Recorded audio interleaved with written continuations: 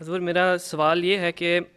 حضرت خلیفۃ المسیح رابع رحمہ اللہ اپنی کتاب revelation rationality knowledge and truth میں فرماتے ہیں کہ الہام بھی دراصل انسان کی نفسیاتی کیفیت کا ایک عمل ہے، فرق یہ ہے کہ یہ عمل صرف اور صرف خدا تعالیٰ کے حکم اور ارادے سے وقوع پذیر ہوتا ہے۔ میرا سوال یہ ہے کہ ہم ایک دہریہ یا سائنسدان کو کیسے یقین دلا سکتے ہیں کہ ایک انسان کی کوئی کیفیت اس کی اپنی سوچ ہے یا خدا کا حکم یا مرضی اس میں شامل ہے؟ میرا خیال ہے آپ نے اتنا حصہ پڑھ لیا، باقی حصہ نہیں پڑھا اس کتاب کا، ہیں؟ شروع کی ہے تو پورا پڑھ لو، تمہیں جواب مل جائے گا وہاں، ٹھیک ہے؟ سارا پڑھیں گے نا تو جواب مل جائے گا۔ بات یہ ہے کہ سائنسدان کو بھی الہام ہوتا ہے، اور حضرت مسلم موعود رضی اللہ عنہ نے اس پہ بھی ایک مضمون لکھا ہوا ہے، 4 حالتیں بیان کی ہیں۔ ایک نبی کی، روحانی جس کا ارتقاء ہوتا ہے، جس کو روحانی ترقی ملتی ہے اور روحانی معیار حاصل ہوتے ہیں، اور ایک غیر نبی کی جس کو دنیاوی لحاظ سے معیار حاصل ہوتے ہیں، اور بعض جو سائنسدان جو چیزیں ایجاد کرتے ہیں وہ بھی ایک الہامی کیفیت ہی ہوتی ہے ان کے اوپر، وہ بھی وہی کی صورت میں دماغ میں آتی ہے، وہ سوچتے ہیں اور اللہ تعالیٰ اس پہ رہنمائی کر دیتا ہے۔ اگر اردو پڑھنی نہیں آتی نا تو اس کا انگلش ترجمہ بھی اس مضمون کا میرا خیال ہے پچھلے سال کے دسمبر کے جو تھا نا ریویو ریلیجن،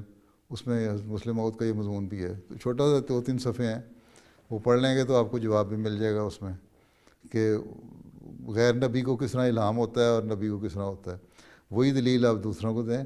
کہ تمہاری جو سوچ ہے وہ جب سوچتا ہے انسان، اس پہ غور کرتا ہے تو وہ الہامی کیفیت طاری ہو جاتی ہے۔ مسلم انسان نے لکھا ہے کہ بعض دفعہ قرآن کریم کی آیتیں بھی بعض لوگوں کو الہام ہو جاتی ہیں، اور ضروری نہیں کہ بہت بڑے نیک آدمی کو ہو، عام آدمی کو بھی ہو جاتی ہیں، تو اس کو بتانے کے لیے کہ اللہ تعالیٰ وہی کرتا ہے اور نازل کرتا ہے۔ عام جو عقل مند انسان ہے وہ تو سوچ لیتا ہے کہ ہاں اگر مجھے وہی ہو سکتی ہے اس طرح اور نازل ہوا ہے تو نبیوں کو بھی ہوتی ہوگی، اور اللہ تعالیٰ بھی اس طرح اپنی شریعت اتارتا ہے اور بتاتا ہے۔ جو اللہ تعالیٰ کی طرف مستقل جھکے رہتے ہیں، اللہ تعالیٰ سے مدد مانگتے ہیں، اللہ تعالیٰ کی مخلوق کی ان کو فکر ہوتی ہے، ان پہ اللہ تعالیٰ وہی کر کے پھر اس کے حال بتاتا ہے۔ جس طرح شریعت اتاری، اور وہ تو اتارنی تھی کامل شریعت علیہ وسلم پہ، بعض تو اللہ تعالیٰ نے خود ہی بتا دیں باتیں، بعض پرانی شریعتوں کی باتیں وضاحت کر کے بتا دیں آن رسول صلی اللہ علیہ وسلم کو، بعض ہو سکتا ہے سوال بھی اٹھے ہوں تو وہ ان کے جواب اللہ تعالیٰ نے قرآن کریم میں نازل فرما دیے۔ اسی طرح باقی انبیاء کے ساتھ ہوتا ہے، تو وہی اور الہام اسی طرح ہوتا ہے۔ اسی طرح سائنسدان سوچتے ہیں، اور سوچنے کے بعد ایک پیس جب غور کر رہے ہوتے ہیں تو اس کے بعد ایک دم ان کے ذہن میں خیال آتا ہے، جو ان کے ذہن میں خیال آتا ہے، جیسا ارشمیدس کہتا ہے جی میں نہا رہا تھا اور ایک مسئلہ اس سے حل نہیں ہو رہا تھا، اس نے اس خانے میں نہاتے نہاتے اس کو جو نہاتے ہوئے خیال آیا کہ وہ یہ مسئلہ اس طرح حل ہوتا ہے، اس نے کہا پا لیا اور اس خانے سے باہر نکل گیا نعرے مارتا ہوا کہ میں نے مسئلہ حل کر دیا۔ اسی طرح اور سائنسدان ہیں، ٹھیک ہے؟ ہم یہ کہتے ہیں کہ جب وہ سوچتے ہیں کسی بات کو